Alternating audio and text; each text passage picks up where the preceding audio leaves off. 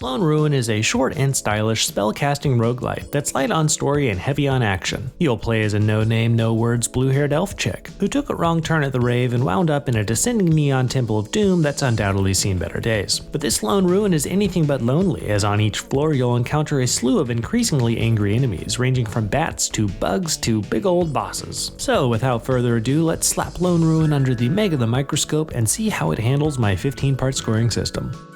The core gameplay loop in Lone Ruin is fast and fun, if a little too familiar. To start each run, you'll simply spawn and select a single spell from a set list, and then gain more of them as well as upgrades and perks at the end of each level. There's a nice variety of attacks and utility spells in Lone Ruin, and they range from the slower long-range Rail, Fireball, and Boomerang, to more versatile mid-rangers like Barrage and Chain Lightning, all the way down to the up-close and personal Scythe, Flame Breath, and Nova. And no, that's not all of them. Upgrading these skills is immensely satisfying. I started each run wishing I had just picked whatever spell I had last time, but after buffing the new spell's range, rate of fire, damage, etc., it invariably became my new favorite. Finally, the dozens of perks or blessings you accrue in Lone Ruin can dramatically transform your approach to encounters. Gain a floating shield of ice orbitals, double your damage giveth and taketh, gain the ability to cheat death, you name it. While you can only fit 4 spells on the rearrangeable skill bar, you can sell any of them or any blessing at any time. But you can only hold a set amount of gold, meaning timing your trips to the shop is key.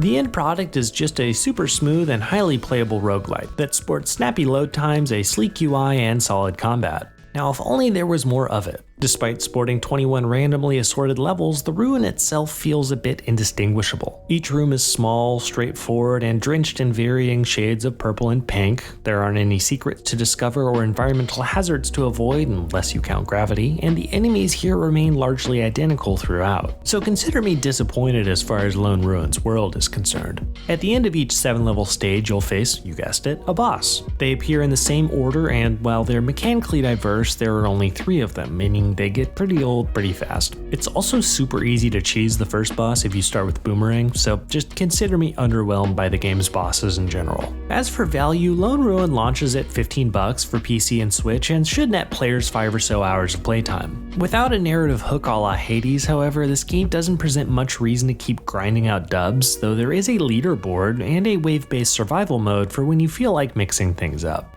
Finally, a few words on style. Lone Ruin is an attractive mashup of 2D pixel art and 3D objects coated in a warm blend of blues and pinks. While it's a little hard to distinguish between enemy and environment at times, I still consider the memorable visual aesthetic here a strength. Ditto that for the jittery electronic soundtrack, which in conjunction with Lone Ruin's cyberpunky color palette makes me realize that Elf Chick didn't take a wrong turn at the rave. She's been here all along.